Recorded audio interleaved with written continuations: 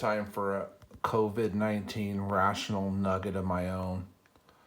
As I watch our schools be turned into, the Twilight Zone, plexiglass cages put around desks and all manner of ridiculousness happened, I started to wonder to myself, who are the people that are at school and how badly are they at risk? So I started looking because I wanted to see if you're below 65 in Utah,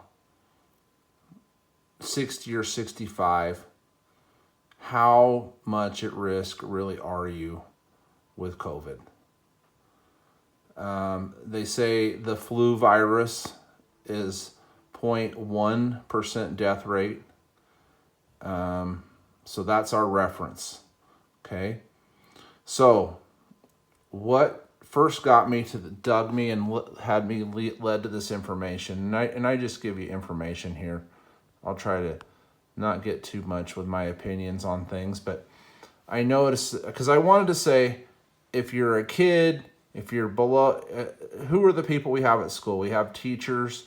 My wife tells me that maybe the lunch lady or a couple people are in the 60 to 65 age group at school. The rest of them are all younger than that, whether it's teachers or students.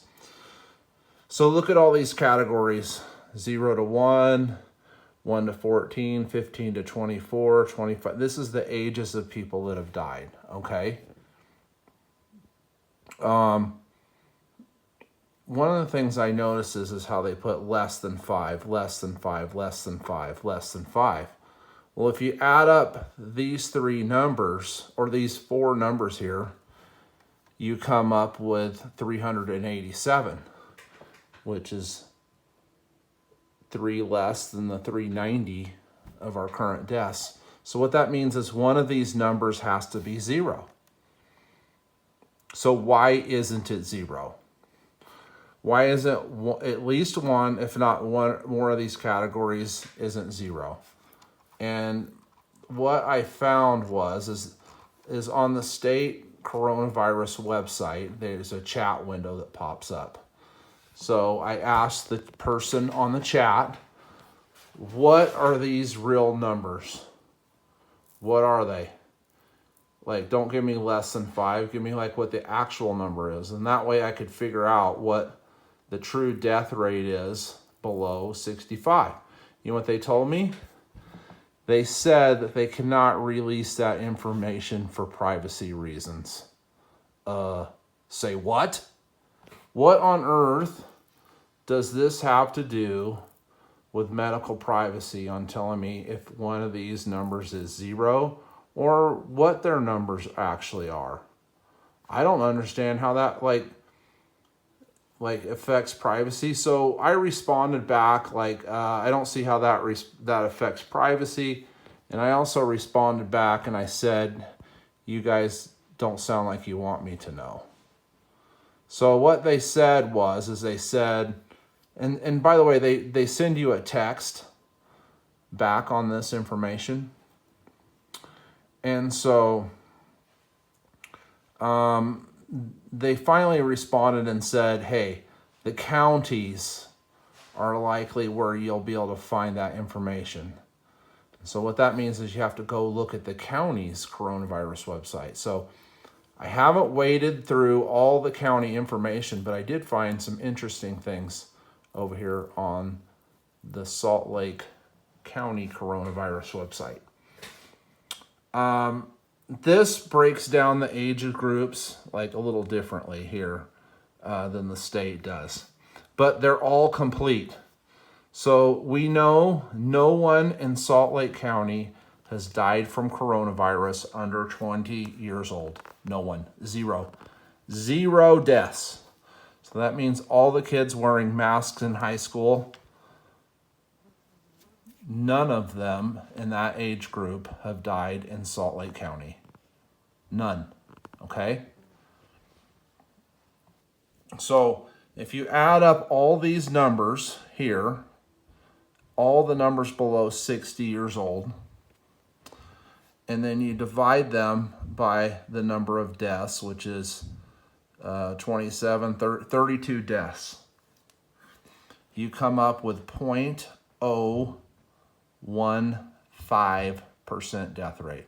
So what that means is in Salt Lake County, you have a 0.15% chance of dying from coronavirus if you're under 60 years old.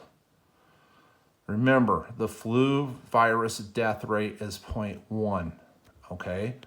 So 0.15 is still higher, right? Well, maybe not.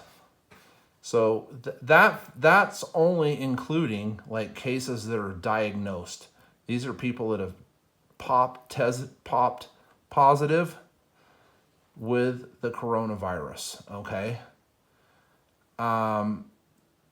These are people that have had it and they know it and they've tested positive.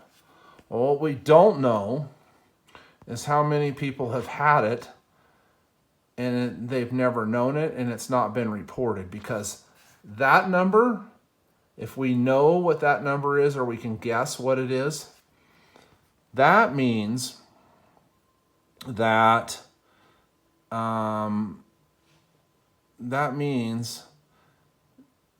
that the death rate is dramatically lower, could be dramatically lower. So how can we begin to unravel what that is? Over here, the U, I guess, is testing everybody that comes in and rolls into school for COVID. And what they found here is 0.5%, 0.5% of people are positive for COVID when they've went in to enroll at at the U, okay? Can we say that 0.5% of people have had COVID that has never been reported? 0.5%? I would say maybe. I would say, yeah, well, let's go. Okay, I got an interruption there. So back to my thought here. 0.5%, 0.5% of people have tested positive at the U for COVID when they went to enroll. So that means 0.5% have it and don't know it. Doesn't sound like a big number. Sounds really small, doesn't it? 0.5%. That's 1 in every 200 people. All right. Well, so remember I was communicating with the corona people via text. And I asked them this question. I said, does the state have any idea? Do they have any best guesses on how many people have had Rona that haven't been tested positive for it? And so they actually responded with a link to a study that the U just did. And what the U found was about 1% of people tested positive for coronavirus antibodies. So that means they had the infection at some point and didn't know it. So 1% to 0.5% based on the U. So we know it's, I think 0.5% would be extremely low. 1% would be in the middle of the road, could be, says it could be as much as 1.81%. Let's go and be conservative, okay? So, what does that mean? That means that you can, of these 22,000 cases, if half the people in the population of Salt, if 0.5% of the people have had the virus, up to 1% according to the U's antibody studies. You multiply 1% or 0.5% by the entire population. So for Utah, let's see, they show us as They show us as having 49,000 cases, okay? So, if we have about 3.2 million people in Utah, if 1% have had corona and don't know it, that means you can add 32,000 people to this number. That's an increase of, I don't know. What is that? 70%, just guessing, somewhere in there. If you add 0.5% to the number, that means that you can add 16,000 to this number. Okay, so that would reduce this. That means that if you dilute these numbers with the undiagnosed cases, that means you're reducing the death rate, right? So if more people have had it and haven't been diagnosed, remember this is the only diagnosed, and we're at 0.15%. So if we dilute those numbers by a third to a half, if we dilute them by a third, which we think we can do right here because of the U's like corona testing, that means we're at 0.1%, the same death rate as the flu, okay? If we dilute it by more than that, guess what? We're actually less than the flu. So we know if it's 0.1%, or if it's 1% of people have had corona, if you're below 60 years old in Salt Lake County, this is way less deadly than the flu in Salt Lake County. If you take the numbers from the U positive test rates of 0.5%, we are right in line with what the flu is. Now, with that said, the flu already has a vaccine for it, okay? There's a vaccine already there for flu, okay? We also have treatments for flus that is well known, like Tamiflu and some of these other things. So is the flu more deadly?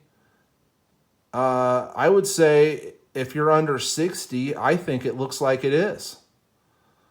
So what are we doing? What on earth are we doing? The Salt Lake County Council or the Salt Lake County Mayor just voted to extend mask wearing through the end of the freaking year. Like, there's no doubt with this information. If you can say this is less deadly than the flu or similar to it, there is no doubt this virus is being politicized. There's no way you can say it's not. It's emphatically politicized because no one wants to look at the data. The most liberal people are the ones that are like, they don't want to listen to data. And so that's what the data is showing me. That's my rational nugget for the day. Thank you.